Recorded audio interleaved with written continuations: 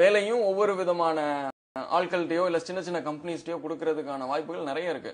So அப்படிங்கும்போது நீங்கள் உங்களுடைய ரெஸ்யூமே வச்சுட்டு உங்களோட எக்ஸ்பீரியன்ஸை வச்சுட்டு ஒரு 4-5 சிவில் இன்ஜினியரிங் கம்பெனிஸ் உங்களுடைய டிஸ்ட்ரிக்ட்ல இருக்கக்கூடிய கம்பெனிஸ்லேயே போய் நீங்கள் அப்ரோச் பண்ணீங்கன்னா அவங்களுக்கு வரக்கூடிய எல்லா டிசைன் ஒர்க் எல்லாத்தையுமே உங்களுக்கு ஆஃப்லோட் பண்ணுறதுக்கான வாய்ப்பு இருக்கு. பட் அதை நீங்கள் திறமையாக செஞ்சீங்கன்னா அந்த கம்பெனிஸ் தொடர்ந்து உங்களுக்கு கொடுப்பாங்க, இல்லைன்னா கஷ்டம். நன்றி உமா மகேஸ்வரி. ஐயா, இப்போ உங்கள் கேட் சென்டரில் படிக்கணும்னா இப்போ நீங்கள் சொல்கிறீங்க, ஒன்று பொறியியல் படித்து கொண்டிருக்கக்கூடிய மாணவராக இருக்கணும், அல்லது பட்டய படிப்பு படித்து கொண்டிருக்கக்கூடிய மாணவராக இருக்கணும், குறைந்தபட்சம் ஐடிஐயிலாவது படிச்சிருக்க மாணவராக இருக்கணுன்றீங்க. இதெல்லாம் ஒரு புறம் இருக்கு. எனக்கு கட்டிடத்துறை சார்ந்த ஆர்வம் இருக்குது. நீங்கள் சொல்லக்கூடிய இந்த GIS, ஜியாகிரபிக்கல் இன்ஃபர்மேஷன் சிஸ்டம், அது மாதிரியான பூகோளம் சார்ந்த தகவல் இதெல்லாம் ரொம்ப ஆர்வமாக இருக்குது. ஆனால் நான் படிக்கணும்னு ஆசைப்பட்றேன்.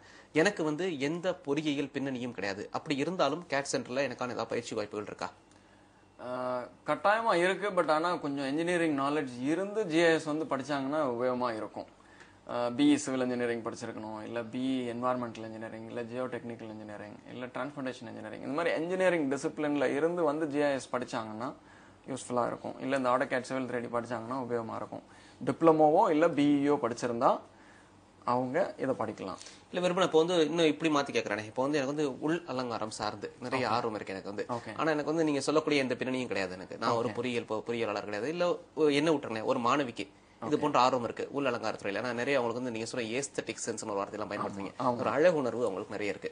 இப்போ அவங்க எல்லாம் கத்துக்கணும்னா இது மாதிரியான AutoCAD மாதிரி மென்பொருளை கற்றுக்கலாமா? மிக தாராளமாக கற்றுக்கலாம். இப்போ ஒரு BSc படித்தவரோ, இல்லை ஒரு BA BCom படித்தவரோ, இல்லை +2 தான் நான் படிச்சிருக்கேன், அதுக்கு மேலே எனக்கு படிக்கவே முடியல அப்படிங்கிற ஒரு சூழ்நிலையில் இருக்கிறவரோ, ஒரு சில தகுதிகளை வளர்த்துக்கணும் அப்படின்னா கட்டாயமாக கேட் சென்டர் அணுகி AutoCADஓ இல்லை ArchiCADஓ, ரிவிட் ஆர்கிடெக்சர் முதற்கொண்டு அவங்களுக்கு புரியுற மாதிரி சொல்லி தருவீங்க. இந்த பொறியியல் பின்னணியில கோர்சஸ் எல்லாமே பார்த்தீங்கன்னா எங்களோட ட்ரைனிங் மெத்தடாலஜி எப்படி இருக்கும் அப்படின்னா, முதல்ல டெக்னாலஜியை டெக்னிக்ஸை பற்றி இல்லை கான்செப்டை பற்றி முதல்ல தியரி கிளாஸில் எடுத்துட்டு அதை ஃபாலோ பண்ணி அதை எப்படி அந்த டெக்னிக்ஸ் சாஃப்ட்வேரில் பயன்படுது அப்படிங்கிறத ஹேண்ட்ஸ் ஆன் மூலமாக டெமான்ஸ்ட்ரேட் பண்ணி காமிச்சிட்டு அதுக்கப்புறம் அவங்களுக்கு சின்ன எக்ஸசைஸ் கொடுத்து இதை ப்ராக்டிஸ் பண்ணி பாருங்கள். ஸ்டெப் பை ஸ்டெப் சீக்வன்ஸாக இருக்கும். இந்த ஸ்டெப் ஃபாலோ பண்ணி பண்ணுங்கள். பண்ணி பார்த்தா என்னால் கூட இது செய்ய முடியுது அப்படிங்கிற ஒரு மனசு அக்செப்ட் பண்ணிக்கும். அதுக்கப்புறம் ஒரு ப்ராஜெக்ட் கொடுக்கும். ஓகே, இப்போ நீங்கள் அதை உங்களால் ஸ்டெப் பை ஸ்டெப்பாக பண்ணி உங்களால் அச்சீவ் பண்ண முடியுது, தனியாக ஒரு ப்ராஜெக்ட் பண்ணி பாருங்கள் அப்படிங்கிறது டெய்லி இருக்கும். ஸோ ஒரு தியரி கிளாஸ், அதுக்கப்புறம் அவங்களே ஸ்டெப் பை ஸ்டெப்பாக செக் பண்ணி பார்க்கக்கூடிய ஒரு எக்ஸசைசஸ், அதுக்கப்புறம் ப்ராஜெக்ட்.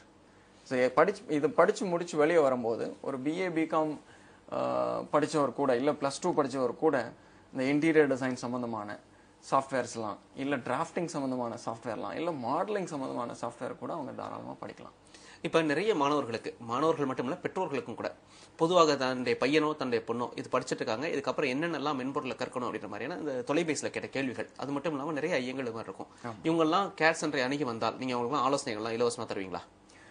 இந்த ஆலோசனைகள் அப்படின்னா இப்போ கேட் சென்டர் ஒரு இடத்துல மட்டும் இல்லை, மொத்தம் இந்தியா முழுவதும் பார்த்தீங்கன்னா ஒரு 260 இடத்துல இருக்கு. இந்த 260 ட்ரைனிங் இன்ஸ்டிடியூட்ஸ்லையும் போய் தாராளமாக இந்த பெற்றோர்கள் அவங்களுடைய பையங்களையோ பொண்ணுங்களையோ மட்டும் அனுப்பாமல் பெற்றோர்களும் கூடவே சேர்ந்து போய் இந்த கோர்சஸ்லாம் படிக்கிறதுனால என்ன அட்வான்டேஜஸ், இதனுடைய வேலைவாய்ப்பு ஆப்பர்ச்சுனிட்டிஸ் எவ்வளோ இருக்குது அப்படிங்கிறதையும் கேட்டு தெரிஞ்சுக்கலாம்.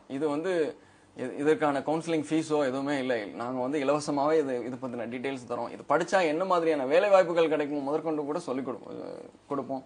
படித்து முடிச்சதுக்கு அப்புறம் மேபி இந்த மாதிரியான வேலைகள் கிடைக்காது, இல்லை கிடைக்கணும்னா அதுக்கு நான் என்ன பண்ணணும் அப்படிங்கிற அந்த ஸ்கில்லை எப்படி டெவலப் பண்ணணும், அது சாட்டர்டே சண்டேஸில் ஏதாவது ஸ்பெஷல் கோச்சிங் இருக்கா இல்லையா அப்படிங்கிறது முதற்கொண்டு கூட சொல்லி ஒரு வேலை கிடைக்கிறதுக்கு என்னெல்லாம் செய்யணுமோ அது எல்லாமே செஞ்சு கொடுத்து அவங்கள தயார்படுத்தி இன்டர்வியூக்கு அனுப்புறது தான் கேட் சென்டருடைய வேலை. அதாவது ஒரு ரொம்ப சிம்பிளாக சொல்லணும்னா கேட் சென்டர் ஒரு ஃபினிஷிங் ஸ்கூல் அப்படின்னு சொல்லலாம். அவங்களுக்கு இன்ஜினியரிங் முடிஞ்சதுக்கப்புறம் தேவையான ஃபினிஷிங் ஸ்கில் ஒரு இண்டஸ்ட்ரியில் போய் எம்ப்ளாயபிள் அப்படிங்கிறத விட இப்போ இது வரைக்கும் எம்ப்ளாயபிளா அப்படிங்கிற கேள்வி கேட்டிருந்தாங்க. இப்போ டிப்ளாயபிளா அப்படின்னு கேட்குறாங்க. எம்ப்ளாய் பண்ணி நான் ட்ரெயின் பண்ணி அவனை வேலையில் டிப்ளாய் பண்ணுறதுக்கு ஒரு 3 மாதம் ஆகும் அப்படிங்கிற கான்செப்ட் போய் நான் இன்னைக்கு ரெக்ரூட் பண்ணேன்னா நாளைக்கு டிப்ளாய் பண்ண முடியுமா ப்ராஜெக்டில், நாளைக்கே அவன் ப்ராஜெக்டில் வேலை பார்க்க முடியுமா அப்படிங்கிற அளவுக்கு கம்பெனிஸினுடைய எக்ஸ்பெக்டேஷன் ஜாஸ்தியாக இருக்குது. காம்படிஷன், அட்வான்ஸ்மெண்ட்ஸ் எல்லாமே இருக்குது. அப்படிங்கிறதுனால கேட் சென்டர் அணுகுனா இது சம்பந்தமான எல்லா ஆலோசனைகளும் கொடுப்பாங்க. ரொம்ப அழகாகவும் சுவாரஸ்யமாகவும் சொல்லிட்டு இருக்கீங்க. மக்கள் தொலைக்காட்சி அரங்கிற்கு நேர்களோடு நேரம் செலவிட்டதற்காக மக்கள் தொலைக்காட்சியின் சார்பில் நன்றி, வணக்கம். வணக்கம். நேர்களே, இந்த வேலைவாய்ப்பு தகவல்கள் நிகழ்ச்சி உங்களுக்கு மிகவும் பயனுடையதாக இருந்திருக்கும் என்று நம்புகிறோம். உங்களது கருத்துக்களை எங்களது மக்கள் மடல் நிகழ்ச்சிக்கு எழுதி அனுப்புங்கள். மீண்டும் அடுத்த வாரம் வேலைவாய்ப்பு தகவல்கள் நிகழ்ச்சியில் சந்திப்போம். அதுவரை நன்றி, வணக்கம்.